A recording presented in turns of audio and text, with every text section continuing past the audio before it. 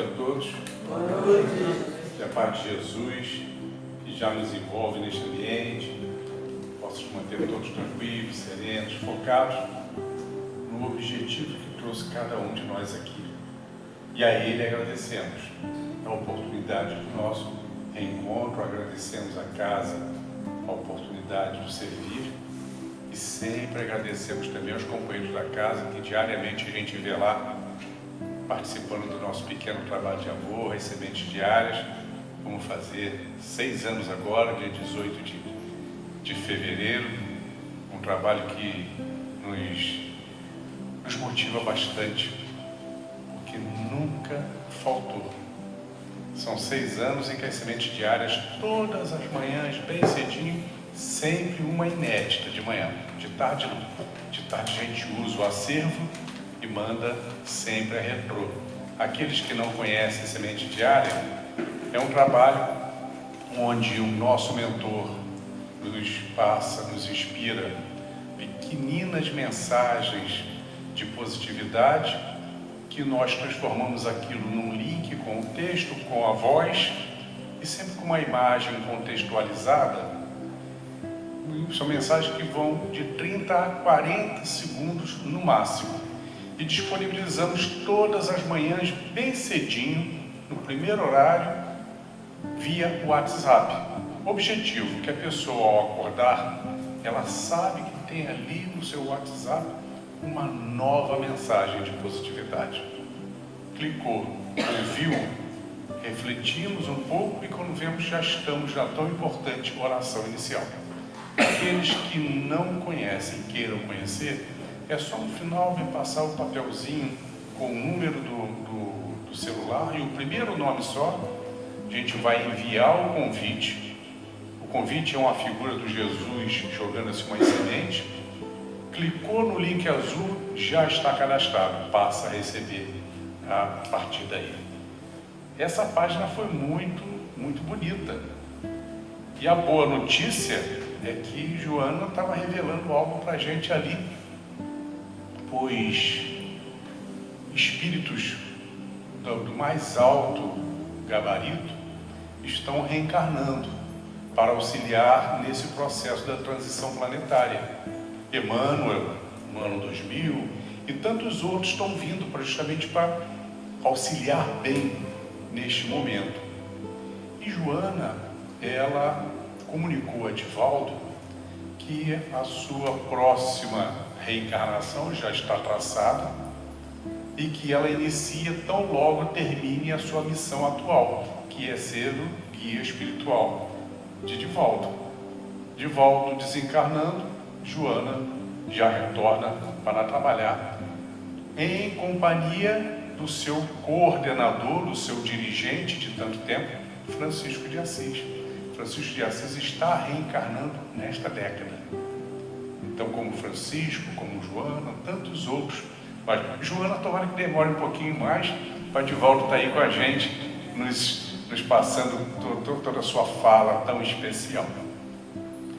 Tema escolhido, a oração de São Francisco, a Carta Magna da Paz. Este título, a Carta Magna da Paz, vem a ser o título de uma obra belíssima do espírito Camilo, pelas mãos maravilhosas do médium Raul Teixeira, nosso querido Raul Teixeira. Camilo, nesta obra, ele vem a nos dar um ferramental de informações para que nós possamos absorver tantos conhecimentos mais nesta pequena, grande oração. É uma oração belíssima, de uma das mais belas, quando cantada então é uma maravilha, e que tem nas suas entrelinhas muitas instruções de Francisco e que Camilo gentilmente vem a destrinchar, nos auxiliar a adentrar na profundidade desta oração. Camilo vem a nos lembrar que esse espírito, Francisco de Assis, que reencarnou ali na virada do século XII para o século XIII, esse espírito, ele é um espírito de grande fidelidade a Jesus. Não somente dali do século XII, XIII para cá, mas com um vínculo com Jesus há muito mais tempo. Lá, há 2000 anos, quando Jesus se fez carne, ali estava também esse Espírito, na roupagem de João, o discípulo amado, João evangelista, mesmo Espírito. João, que ficou conhecido como o discípulo amado, dentre os discípulos de Jesus, ele era o mais jovem, tinha ali 17 anos, quando Jesus tinha 30. E havia, Jesus sempre amou a todos, mas havia um tratamento de ternura muito grande entre João, Maria e Jesus. E os demais o passaram a chamar de o discípulo amado, o discípulo fiel, aquele que acompanhou Maria o tempo todo até a crucificação, o único que não abandonou Jesus. Quem vem a corroborar com essa informação é Joana de Ângeles. Quando Divaldo Franco estava no ciclo de palestras na Itália em 1978, Joana disse para ele: aproveita o dia e vá conhecer, vá visitar o túmulo de Francisco de Assis. E ele foi. E lá, visitando o túmulo de Francisco de Assis, ela aparece para ele e declama um outro poema pequenininho, uma das mais belas homenagens a Francisco de Assis, intitulado O Êmulo de Jesus.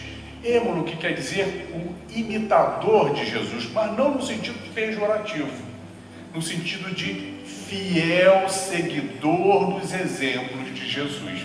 E Divaldo comenta que poucas vezes a viu tão radiante ao declamar um dos seus poemas. A ficha já havia caído, pois Joana, quando se apresentou a Divaldo, apresentando a sua missão junto a Divaldo, sobre a direção de Francisco de Assis, Divaldo sabia do vínculo de Joana com Francisco de Assis. Vínculo esse também já pelo menos há 2000 anos, pois lá estava aquele espírito também na roupagem de Joana de Cusa, a esposa do poderoso intendente Cusa, uma mulher influente, uma mulher rica, e que se apaixonou pelos ensinamentos de Jesus, se aproximou de Maria e logo dos demais. Os discípulos ficaram com o pé atrás. O que é esta mulher poderosa, rica, influente? Está aqui, querendo fazer aqui conosco. Mas quem foi dentre eles que a acolheu imediatamente, senão João? Foi quem a acolheu imediatamente, e os outros passaram logo rapidamente a perceber que as intenções de Joana de Cusa eram as melhores possíveis.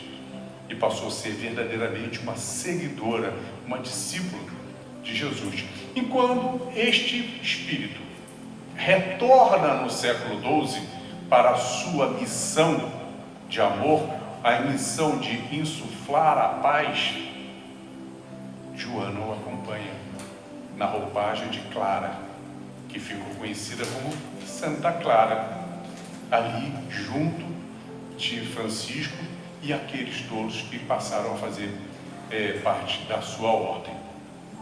Alguns dos nossos irmãos incrédulos, eles questionam: mas como pode um espírito elevado como João, o evangelista, retornar à matéria e até os seus 20 anos era um jovem rico e que fazia bom uso da fortuna nos prazeres da carne, ele e o seu grupo de amigos? E Camilo nos explica com bastante clareza que isso fora necessário para que, quando da sua conversão, ela fosse impactante. Pois se fosse Francisco, o filho de um aldeão, e que aos 20 anos se converteu a Jesus, ninguém ia tomar conhecimento. Não estaríamos nem aqui falando dele. Mas quando ele abriu mão de toda aquela fortuna, de todos aqueles prazeres materiais, fazendo voto de pobreza e sendo seguido por muitos dos seus companheiros, criando a ordem franciscana, aquilo fora verdadeiramente impactante. Não é a primeira vez que isso acontece. Muitas outras vezes, ao longo da história, esse tipo de situação impactante aconteceu.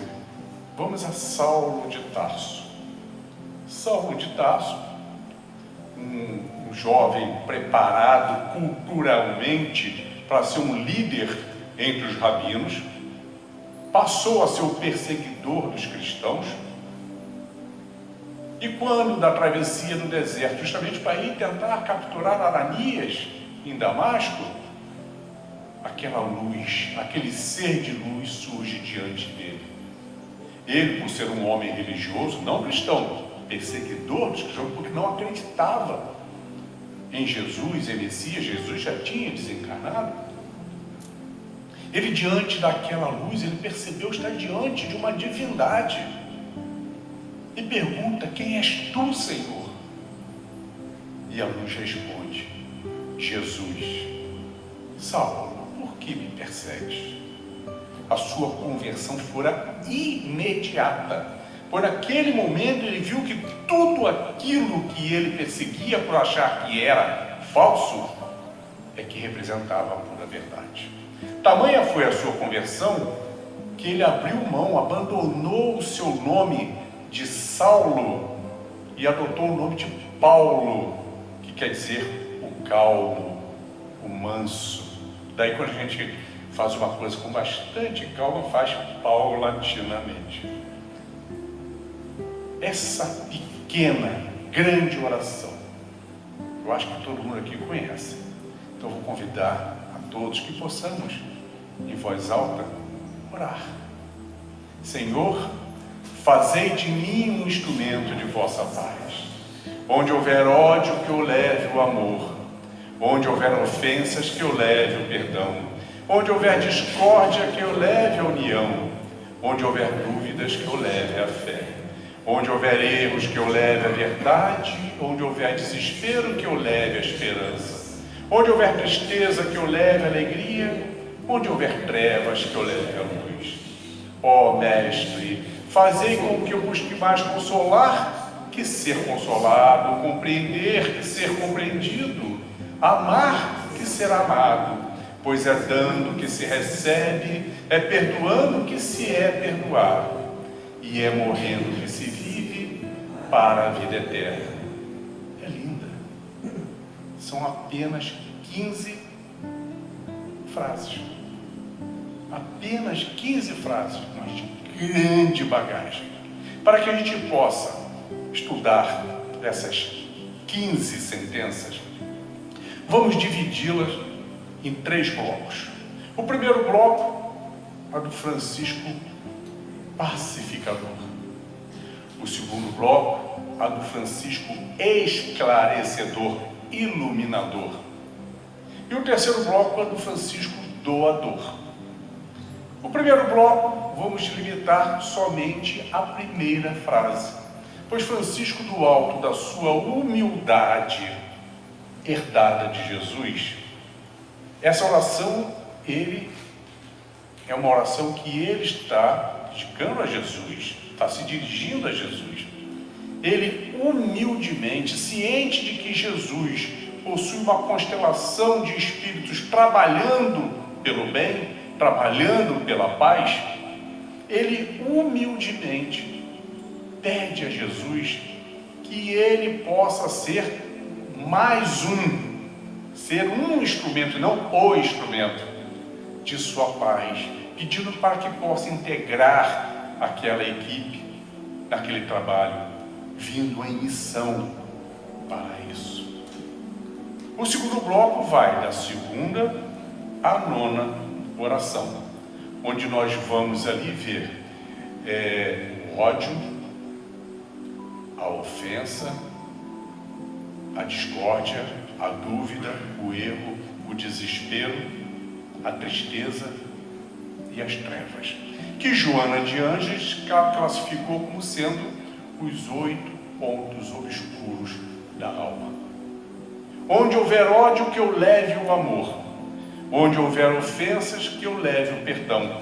Essas duas sentenças estão correlacionadas. Uma pessoa odienta, ela funciona como um foco infeccioso, contaminando a tudo e a todos por onde passa. E Francisco, Camilo nos esclarece isso. Francisco nos mostra que o antídoto, a solução, é o auto-amor. Porque a pessoa odienta, ela está impregnada, ela está encharcada do auto-ódio que ela destila. Mas qual é a origem deste auto-ódio? Por a pessoa reconhecer as suas imperfeições e não admitir tê-las. As imperfeições que impedem que ela seja aquilo que ela gostaria de ser. Todos nós estamos numa faixa de desenvolvimento. Todos na mesma faixa. Todos nós temos virtudes e todos nós temos imperfeições. Uns mais virtudes em determinado aspecto, característica, outros em outras, mas todos nós temos as nossas imperfeições e as nossas virtudes. E numa reação até inconsciente, aquela pessoa que não aceita as suas imperfeições, ela desenvolve esse auto-ódio, se tornando este foco infeccioso, pois buscando a sua autopunição. Pois se nós distribuímos amor, recebemos amor.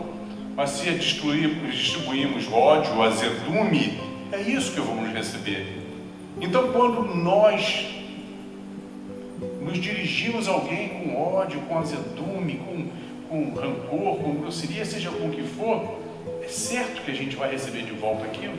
É natural. Aliás, é uma lei, a lei do retorno. Então, Francisco nos mostra a importância de desenvolver o auto-amor através da auto-indulgência. Só para a gente lembrar o que é indulgência. Indulgência é a capacidade que nós temos diante do erro alheio, perceber o erro e compreender, não é concordar. Concordar é ser conivente com o erro. Compreender que se aquele irmão age daquela maneira errada, é porque ele ainda não aprendeu, ele não amadureceu o suficiente para aprender o quanto aquilo lhe é nocivo e a quem o cerca.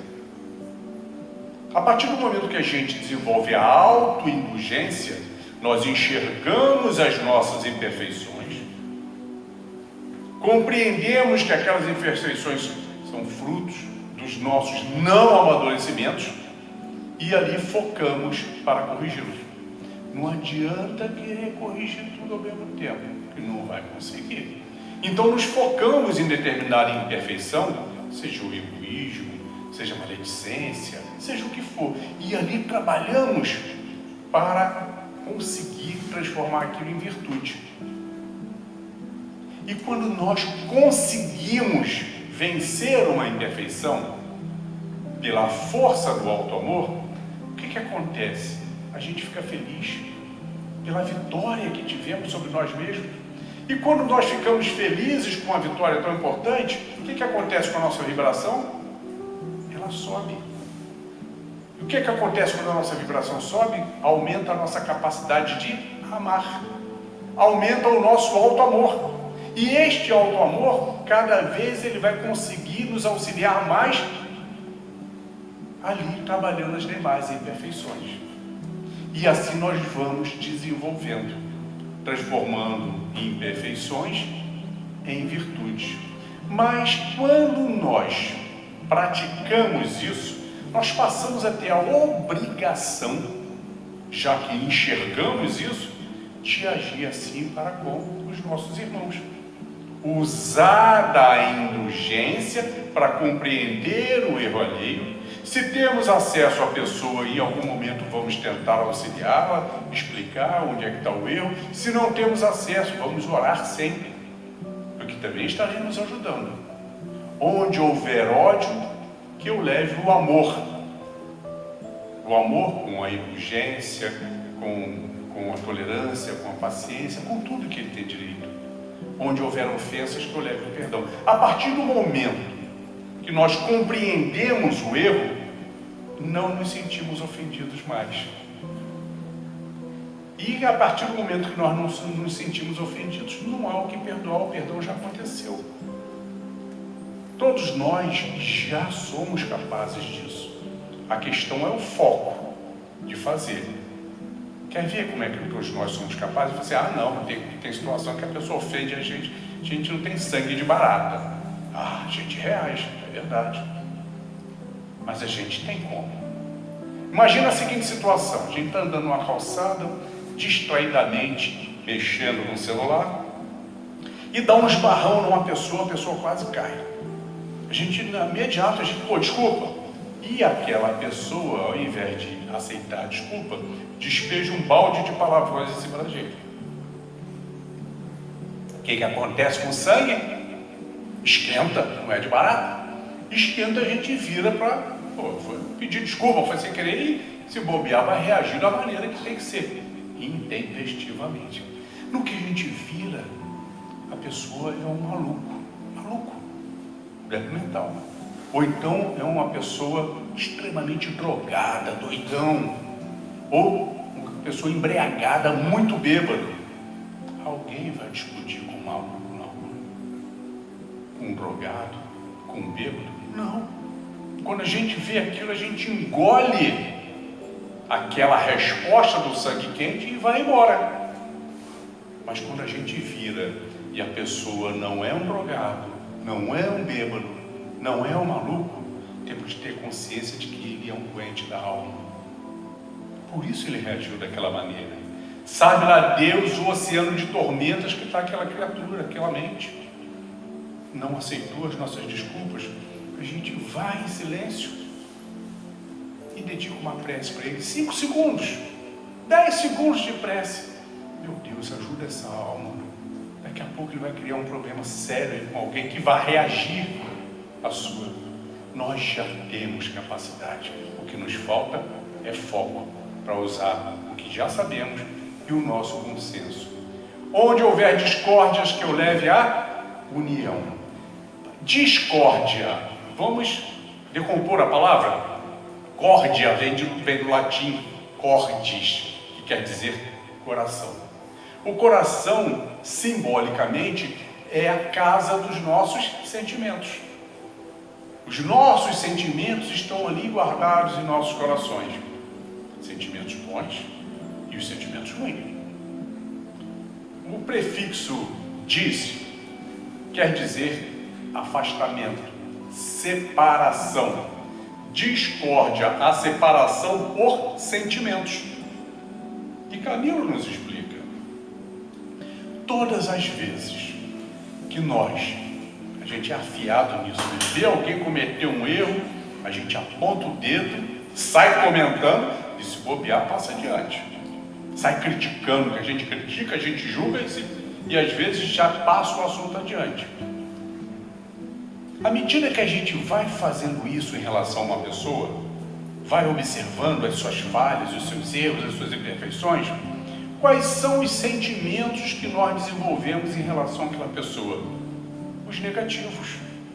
E à medida que nós vamos acumulando sentimentos negativos por alguém, nós vamos querendo cada vez mais ficar distante daquele alguém. A gente não quer conviver com aquela pessoa é chata, é isso, é aquilo. A gente não quer.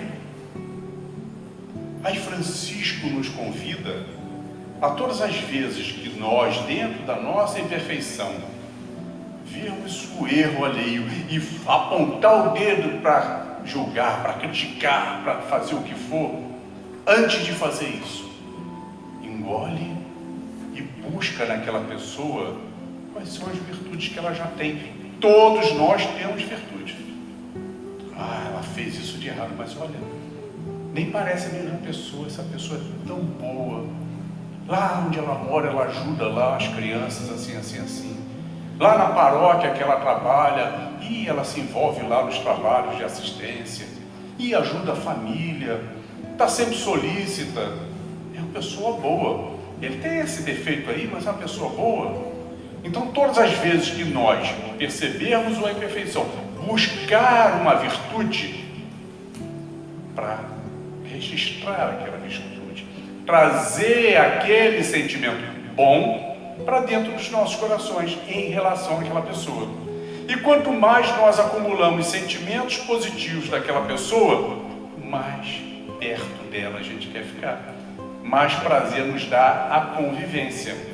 E quanto mais esses sentimentos são acumulados, tá? Menos espaço sobra para aqueles ruins.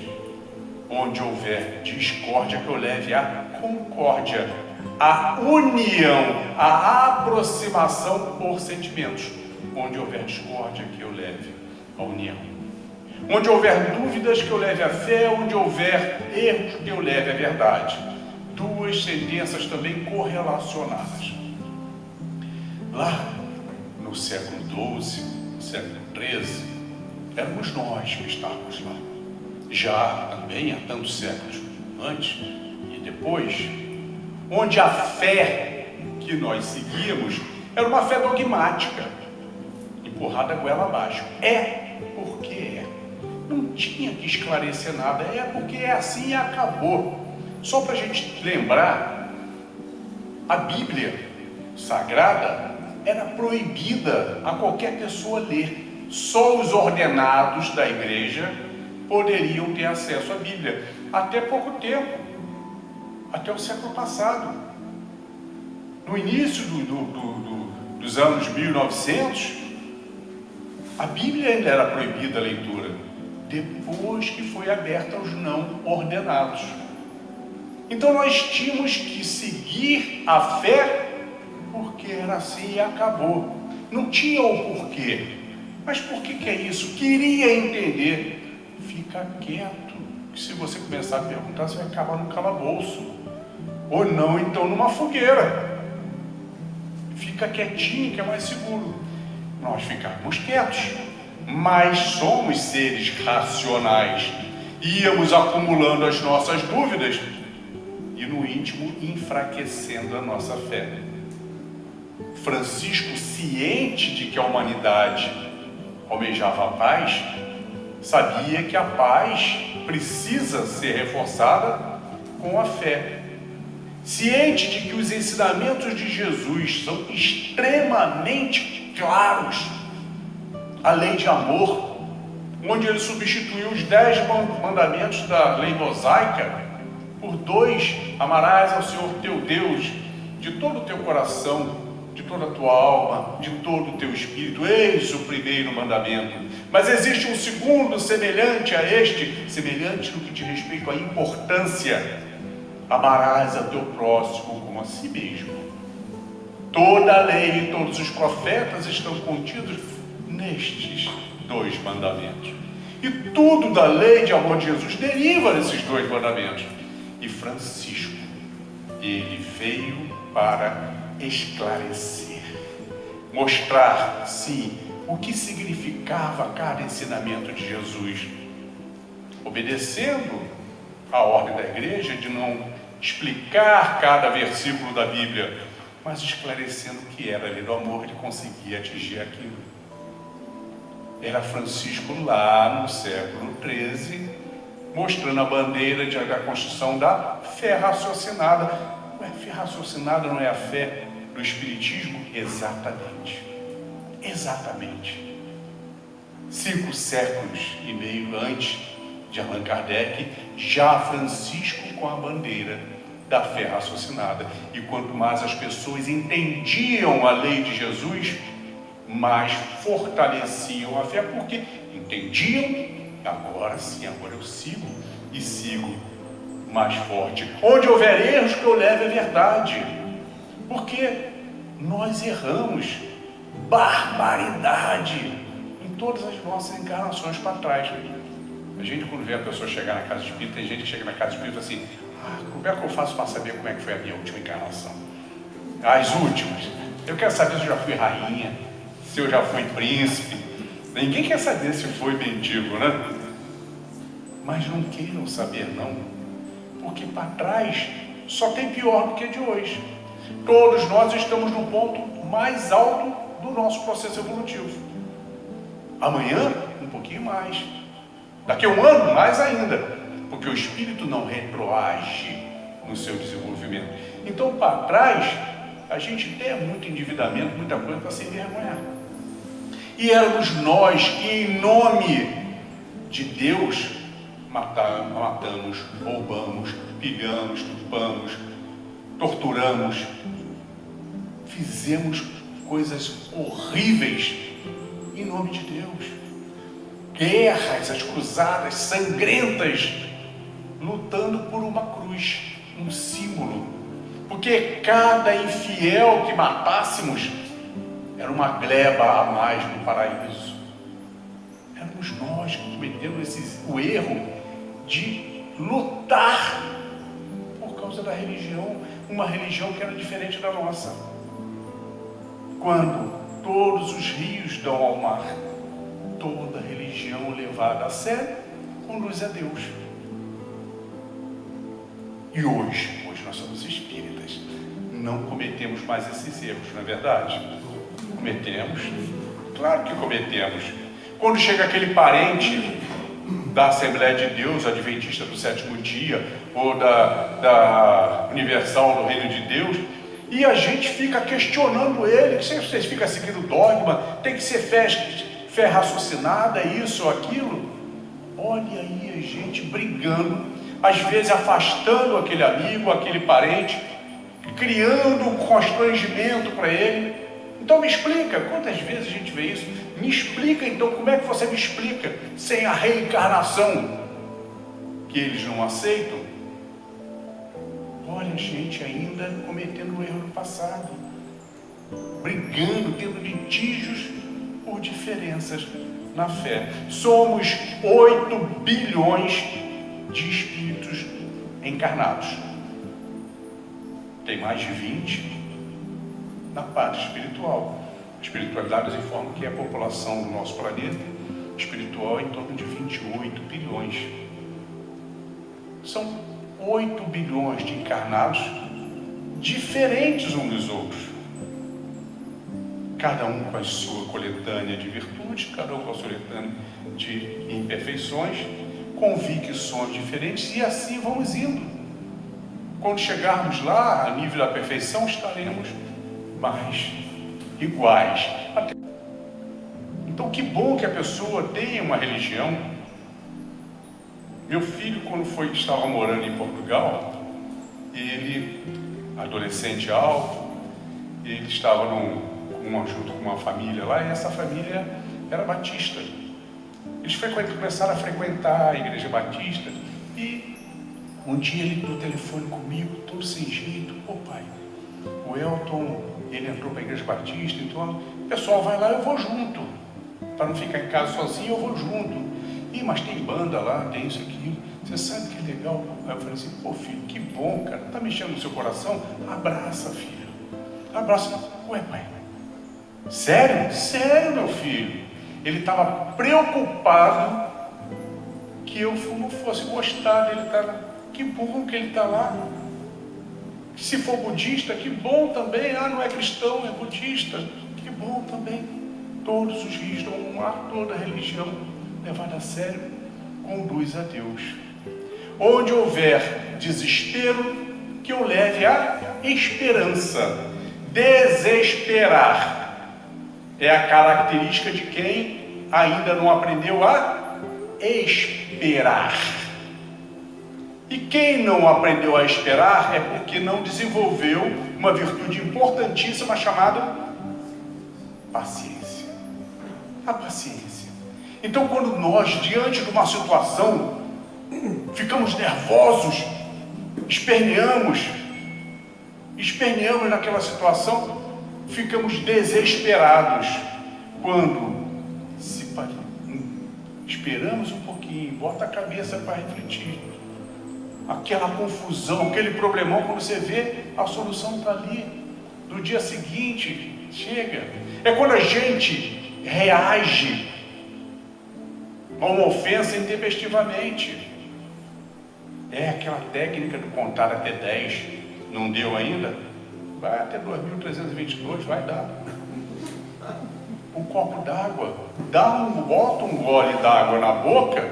Deu vontade de responder, bota um gole d'água na boca, mas não engole. Espera que devagarzinho aquela água vai entrando, daqui a pouco você está de boca vazia. O tempo que ela demora para descer é o tempo que você precisou para refletir. Não, é melhor não responder. Assim, mostra-nos Francisco a importância de estarmos focados no exercício da paciência, pois a paciência ela é mãe de uma outra virtude, que é a esperança.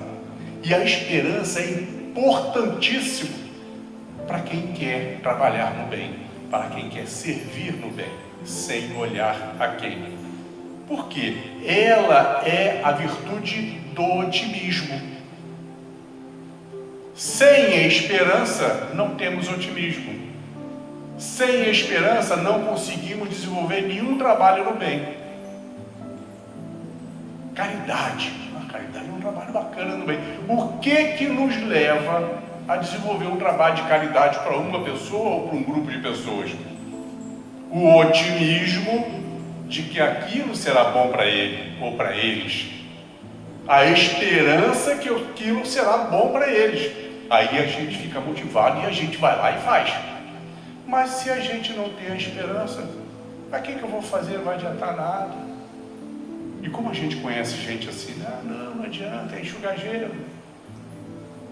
Assim, onde houver desespero, que eu leve a esperança, a paciência, o exercício da paciência, desenvolvendo a esperança. Onde houver tristeza, que eu leve a alegria. A alegria que Francisco se refere não é aquela alegria efêmera, momentânea, por vezes fútil, a alegria da gargalhada, da piada, da noitada, da balada. São alegrias que a gente tem na hora, 5 minutos depois deixou de ter. A alegria da aquisição de uma roupa bonita, a alegria de ir a um bom restaurante e comer um prato saboroso, a alegria de comprar aquele carro novo. São alegrias, sim, ligadas ao mundo material. Não tem problema nenhum a gente buscar essas alegrias. Ter os nossos momentos de prazer, as nossas conquistas materiais, para conseguir levar mais conforto para nós. Não tem problema nenhum. Contanto que a gente não se esqueça de que essas alegrias são da matéria e aqui ficam. O Espírito Pascal, lá no Evangelho segundo o Espiritismo, salvo erro, capítulo 15, item 9, mas não tenho certeza, ele afirma que só pertence ao homem aquilo que ele levará para a pátria espiritual. Então as suas alegrias que sejam as que ele vai levar com ele. São as alegrias que nunca mais perdemos. A alegria da conquista de uma nova amizade. A amizade é a semente do amor. Nenhum amor acontece sem que antes não venha uma aproximação, uma amizade, aquilo vai crescendo, crescendo e se torna amor.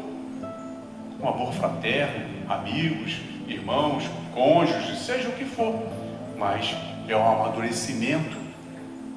Quando nós retornamos aqui à matéria, nós deixamos lá a nossa família espiritual. Deixamos lá com um número X de pessoas. Passamos aqui alguns anos na matéria e temos a alegria de, quando retornar, levar vários novos integrantes para aquela nossa família espiritual. Aqueles que já desencarnaram e aqueles que ainda vão ficar, mas em um momento vão desencarnar e nós estaremos lá ávidos, recebendo amorosamente. É a verdadeira alegria. A alegria de conseguir vencer uma imperfeição, transformar em virtude. Como a gente fica feliz quando a gente percebe, olha, aquela imperfeição que eu tinha, nem de longe passa mais na minha cabeça. Eu sou incapaz de voltar a fazer aquilo. É uma alegria que é nossa e ninguém mais vai tirar aquilo da gente. A alegria de fazer um bem sem nenhum outro objetivo que senão o fazer o bem e perceber o brilho no olhar de quem recebeu aquela atenção. Ninguém tira aquilo da gente. São essas alegrias que são eternas, que nós vamos colecionando e formando um conjunto chamado felicidade. É isso que Francisco quis dizer. Onde houver tristeza, que eu leve a alegria crescente, absoluta. Onde houver trevas, que eu leve a luz. Francisco se refere às trevas da ignorância. Ignorância no verdadeiro sentido da palavra, de ignorar, não ter conhecimento, não saber. Isto porque a ignorância é a mãe de todos, absolutamente todos os tipos de preconceito. Sexo, cor, raça, político, econômico, cultural, seja qual for o tipo de preconceito, eles são filhos da ignorância, por isso são burros.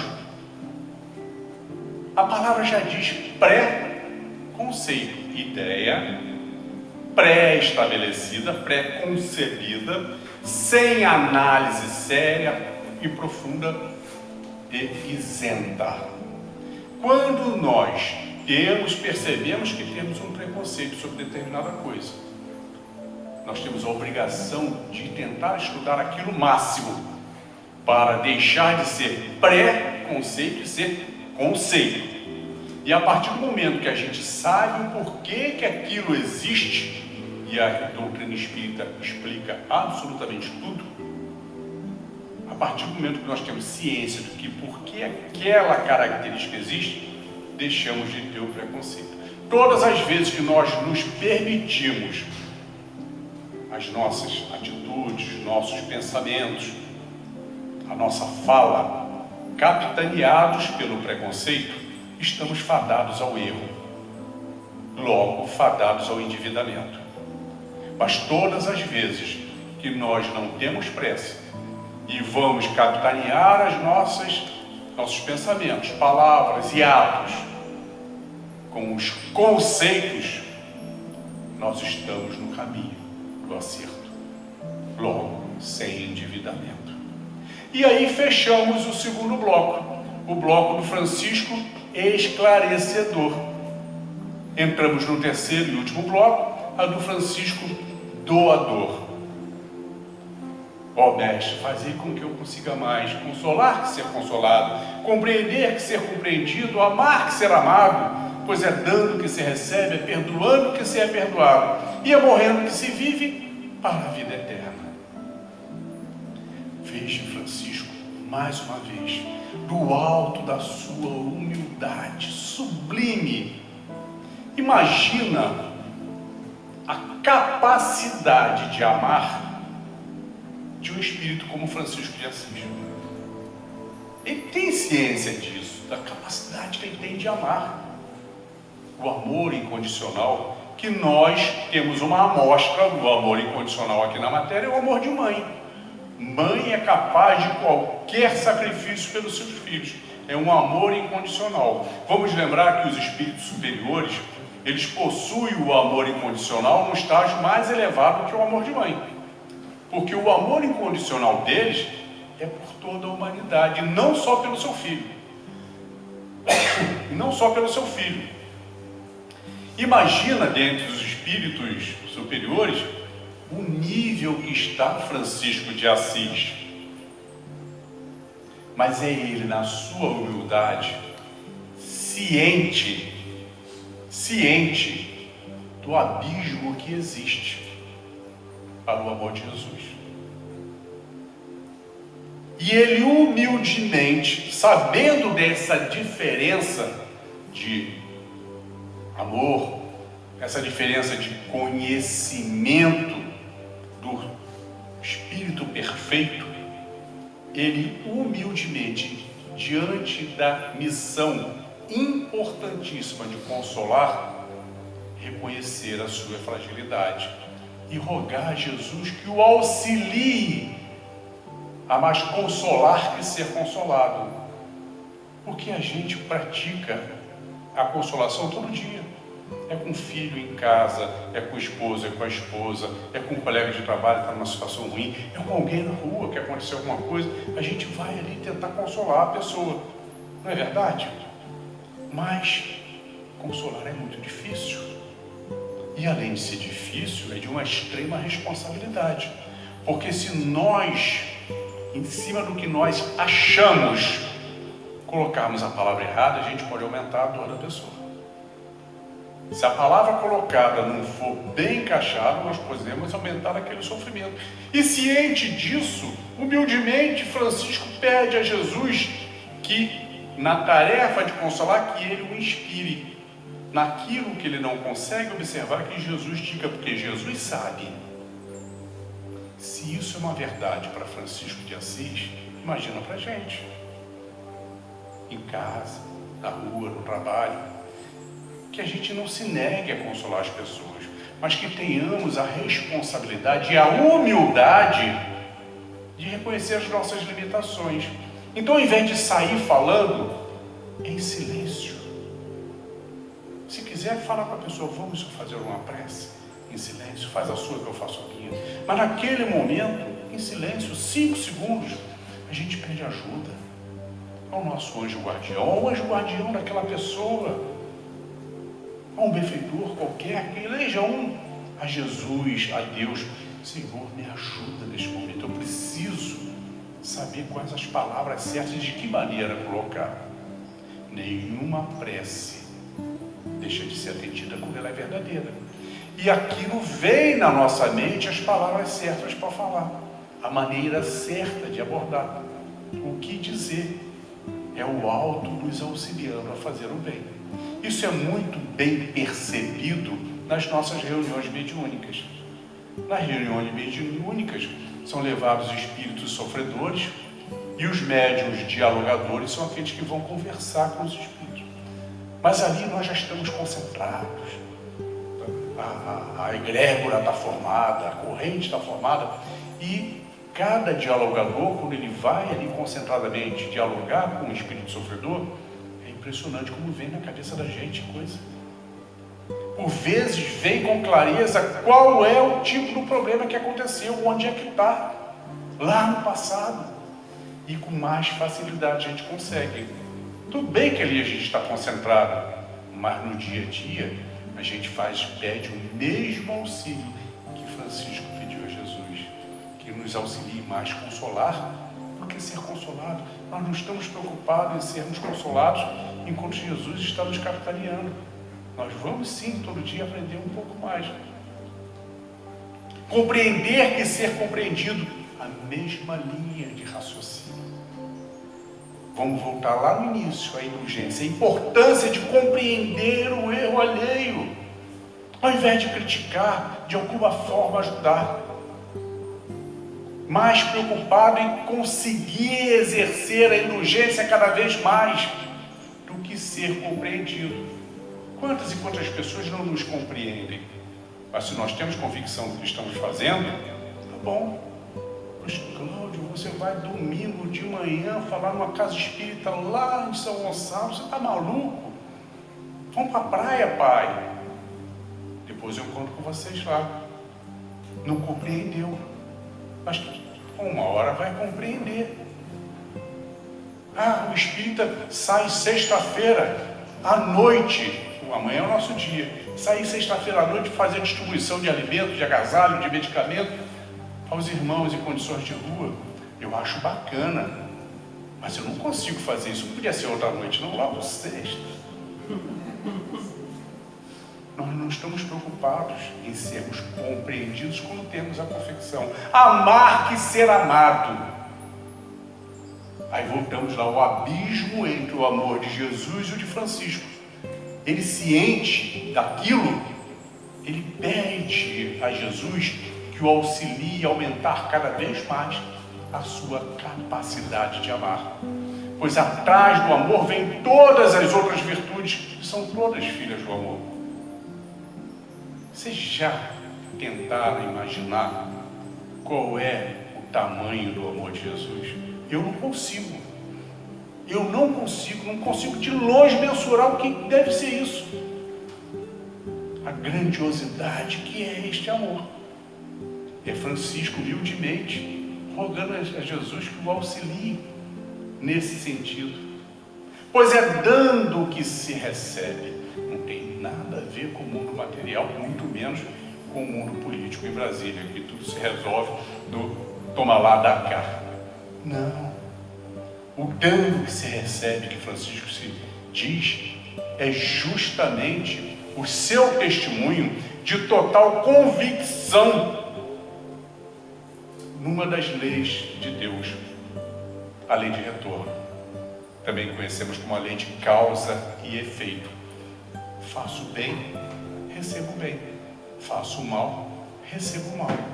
Pois o dano que se recebe, nós não temos que buscar a prática da caridade tentando contar pontos com Deus.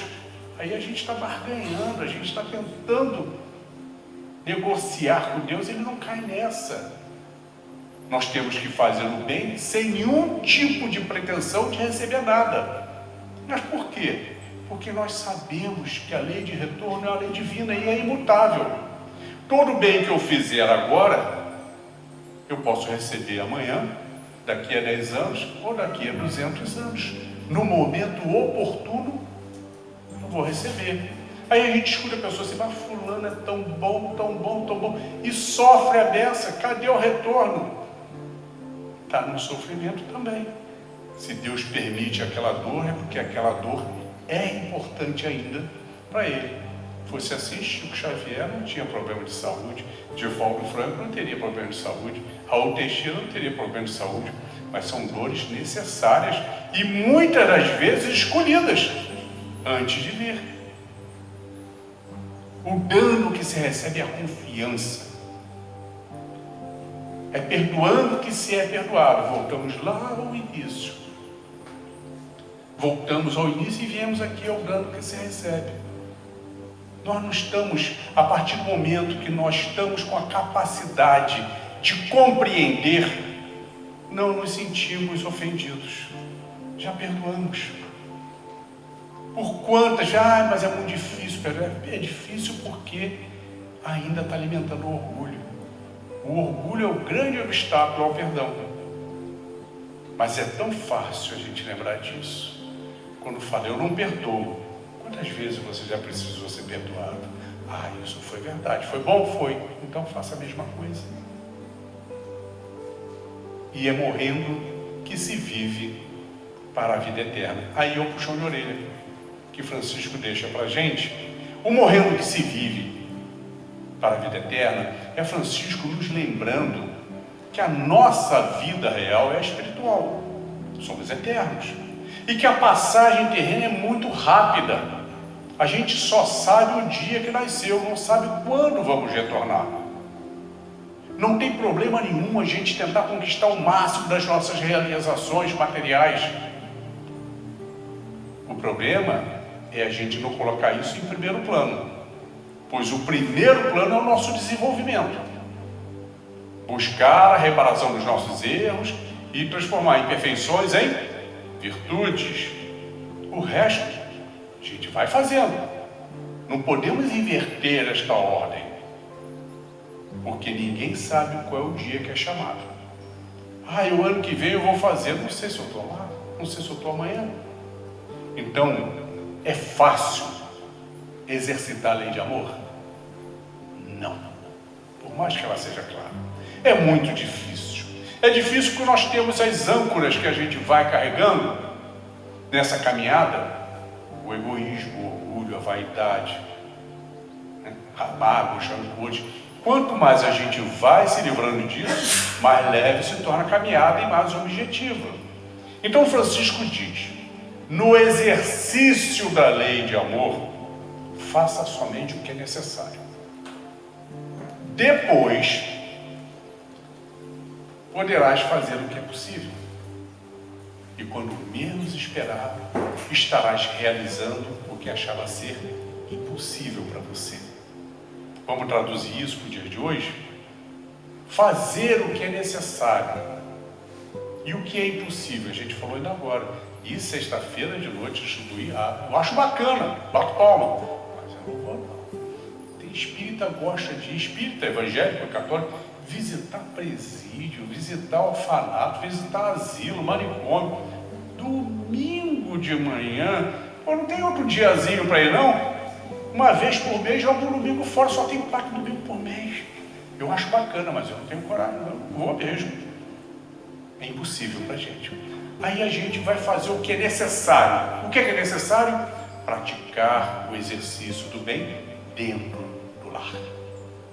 O lar é nosso primeiro templo, é a nossa primeira escola, é o nosso primeiro laboratório de trabalho.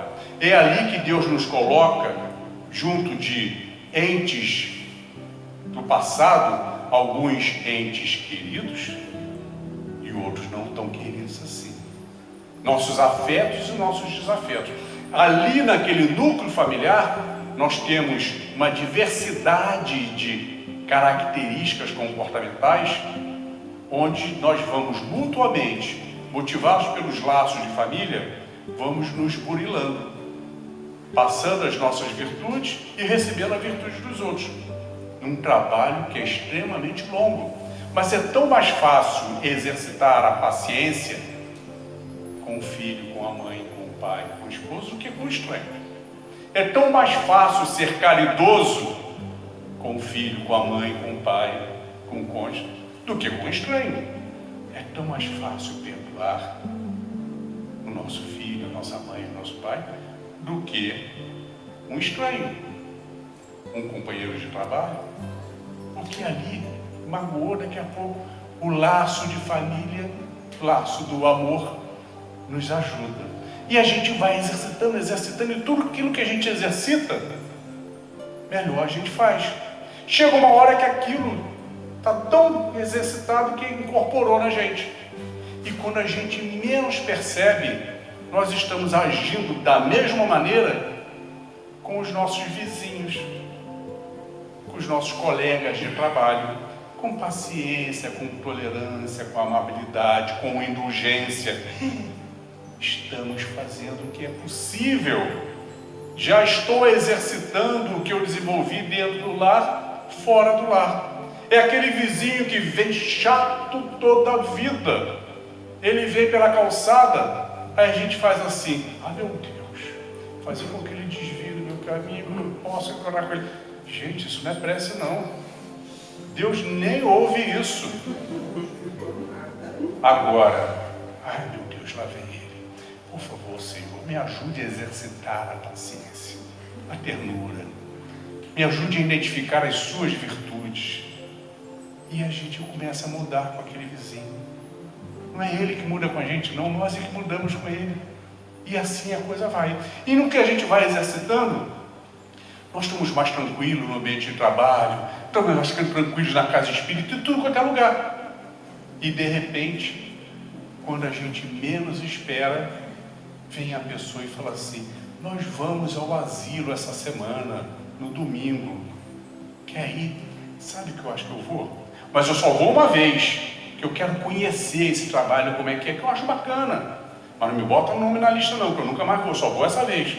Aí a gente vai. Fica lá um par de horas e recebe aquele brilho no olhar de quem recebeu um pouco de atenção. E a gente nunca mais quer deixar de receber aquele tipo de brilho, porque esse a gente leva para o nosso conjunto chamado felicidade. Estamos fazendo o que achávamos ser impossível para todos nós. A Francisco de Assis, a toda a espiritualidade benfeitora desta casa, e a Jesus, nosso irmão maior. Agradecemos, Senhor, por mais esses momentos de paz, em que te sentimos aqui em vibrações fraternais. Vem, ó Maria, socorrer os que sofrem, peregrinos na dor. Suplicamos o vosso amor. Quando a dor bater a porta, sejamos gratos a Deus, pois Ele sempre, sempre abençoa os filhos seus. Quanta luz neste ambiente, descendo sobre nós, vibrando em nossas mentes. Senhor Jesus, ainda somos tão crianças necessitadas de luz, suplicamos o celestial amparo para nos livrar do mal. Tu, Jesus, que lançaste ao mundo um novo sentimento, um novo amor, aquele apregoado aos pescadores por teus lábios tão divinos, ó Rabi da Galileia, o amor que expulsa a multidão dos pecados. Contigo, Mestre, não haverá mais dor, não haverá mais guerras, somente a luz descendo à terra. Ensina-nos, Senhor, a transformar espinhos em flores perfumadas, que ao som da confiança enfeite os nossos caminhos. Vem guiar os peregrinos nos mistérios do destino, afastando a escuridão. Vem, ó meigo Nazareno, vem com teu olhar sereno toda a terra iluminar. Os teus passos pela areia do mundo, o vento não leva, o mar não desfaz. Com teus ensinamentos, Mestre, tudo se torna mais belo. É a chuva caindo, é o campo em flor. E acima de tudo, é o amor, é o amor. A nossa alegria é bem do Evangelho, vibra e contagia da criança ao velho. O Senhor nos convida a ninguém julgar, porque nesta vida qualquer um pode errar. Ó Mestre, fazer com que eu busque mais consolar que ser consolado, pois fica sempre um pouco de perfume nas mãos que oferecem rosas. O Senhor nos ensinou a caridade, luz, bondade, amor, verdade e fé. Nosso grande tesouro é a água viva, é o pão que sacia, é este amor que vem de Ti, ó Jesus. Abriremos sempre os nossos corações, vencendo as nossas indecisões, ouvindo a Tua voz, Senhor, que pelas estradas da vida nos conduz ao bem, na alegria e na dor. Que seja o amor a nossa bandeira de luz. Amado Mestre Jesus, que o Senhor seja a luz em nosso vogar, que o risco não nos impeça de tentar ganhar o mar com um instrumento que se chama amor. Abençoe, Senhor, a nossa união como bons amigos, como bons cristãos, e assim lembrarmos sempre que no reino da paz e da luz, a espera por nós Tu estás, ó Jesus, e que por todo o universo infinito conosco Deus está. Obrigado, Deus, pelo vosso amor e pela nossa existência. Obrigado, Maria, pelo vosso amor e pela vossa assistência. Obrigado, Jesus, pelo vosso amor, ensinamentos e benevolência. E obrigado a todos pela atenção e paciência. Fiquemos em paz.